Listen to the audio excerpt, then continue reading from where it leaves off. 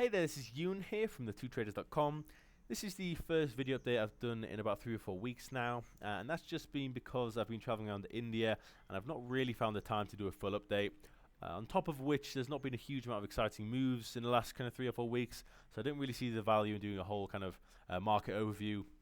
I posted the analysis on the Facebook group, and that's kind of enough to cover individual positions, but just thought I'd do this video now because I wanted to highlight a lot of interesting crypto moves that I'm looking at in the next week or so, and hopefully you've spotted some of them too. So the first one I'm going to go through is Bitcoin, and now we can see that we're currently trading at all-time highs. So the last 3 or 4 days we've been above the $8,000 level, which is where we failed in early November, and I actually entered on this day here, so the first breakout of this Bollinger Band, which was also the highest close we ever had. And what I'm looking for here is the same thing we've seen in the past. So let's just go back to this June example here, where we made the all-time high, and then we spent kind of a month, just over a month and a half, pulling back. The market dropped from kind of $3,000 down to the $1,800 level, so we lost about 40% of the market value. And then again, we saw it rally for about a month, and it re-broke this all-time high. It rallied $2,000, and then again we see the same pattern here, drops for about a month and a half, and then it retests this high and it breaks higher. The interesting thing about this one is that unlike historically where we see it rally above this all-time high and then break higher very quickly, we actually consolidated for a few weeks. So I entered on this breakout here, so around the $5,200 level, and I actually ended up closing out just around $6,000, just because it was so much slower than usual, and it didn't look like it was going to push higher. I actually thought it was going to break down here, but it did, and I actually missed this part of the move, which is a little bit unfortunate, but I did say straight away that if it did break to an all-time high, I was going to enter, which is what I've done here. And the other interesting thing about this move is that as opposed to the previous kind of 3 or 4 times where it's done this, where it's taken almost a month to drop a significant amount, and then it's taken about the same amount of time to rally back, what we saw here was it dropped within kind of 3 or 4 days. It dropped from 8,000 down to 5,500, and then it only took 3 or 4 days to rally back.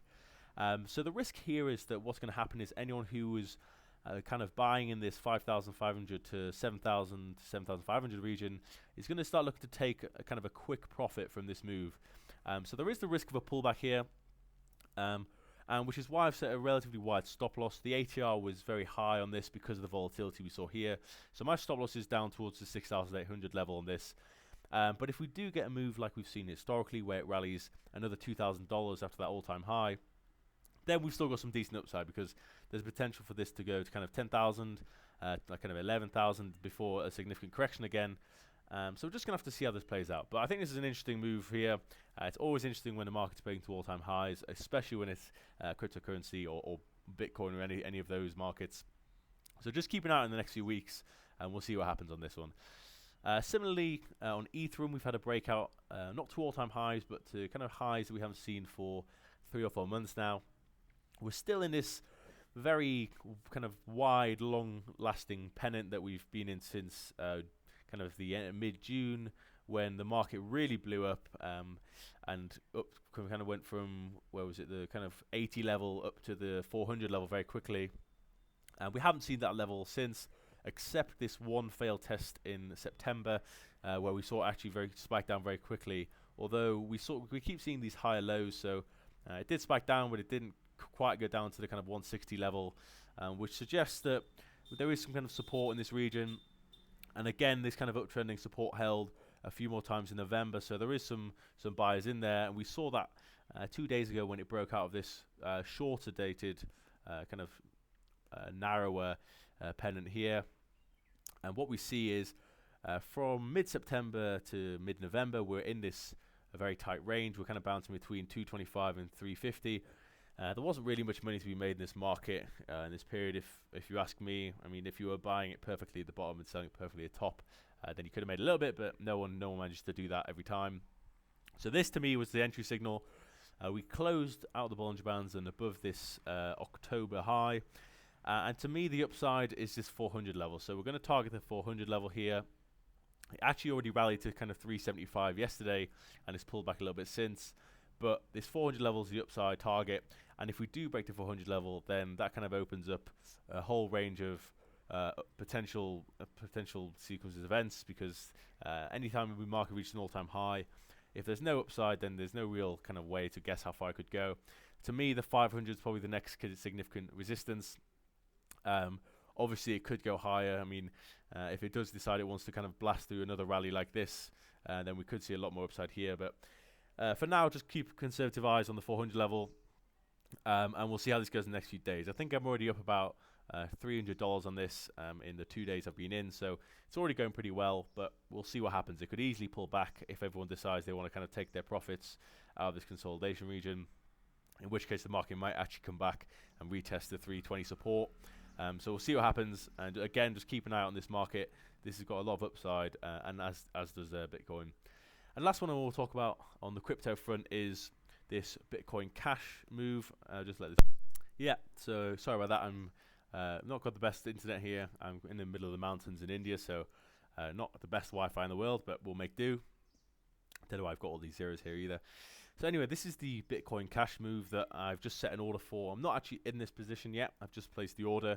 So what I did was on this kind of small breakout again here. So I wasn't actually trading the market in this period here. I only recently added it to my portfolio. So we saw this rally from 400 up to, actually lower than 400, kind of 300, all the way up to, I think it went to 2,800. I'm not sure what this spike is. It might have gone higher, but up to the kind of 3,000 region, and then it pulled back all the way down to 800. So we kind of saw it go up by a factor of 10, and then it kind of lost 70% of its value over in like 3 days. So I actually put an order on this spike up day here, just because I want to catch any momentum like this again. So if the market decides it's going to do another huge rally very quickly up towards the $3,000 level, I want to make sure that I have a position in this market, and that I'm not going to miss out on this move by kind of waiting for it to close kind of up to the 2,000 level and then waiting to get a position in. So my stop loss is actually very wide in this as well, just because, again, the volatility is so high. I've placed a stop loss down here at 800, so it does give the market some breathing room, but it does, of course, lower the risk reward a little bit. So just keep an eye on this Bitcoin Cash move in the next few days. It could go up again. I know a lot of people don't think this market has potential, but it's got the potential to rally very quickly, which is what we want, really. I'm not really too fussed about the long-term investment of this. I kind of just want the medium-term momentum, which there definitely is, because if you just look back the last few weeks, it's crazy to say that this isn't worth kind of trading, because no other market you're going to get kind of a 1,000% rise in a few days or a few weeks.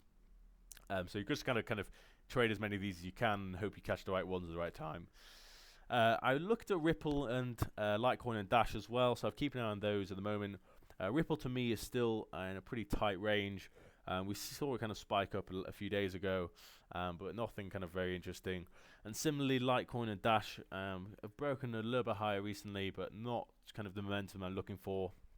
Although, if we do see it kind of start pulling up again, then I will start buying those markets as well. The last one I want to go through is the CHF JPY move, just because it looks like it's got some interesting potential, and it's also interesting discussion from an analysis perspective, because not only are we very close to having a Bollinger breakout on the downside, which is my entry signal, but we've got this kind of coincides perfectly with a huge head and shoulders that this lasted all the way from May this year, so kind of nearly 6 months this head and shoulders pattern's been forming, and at the moment we're testing the neckline.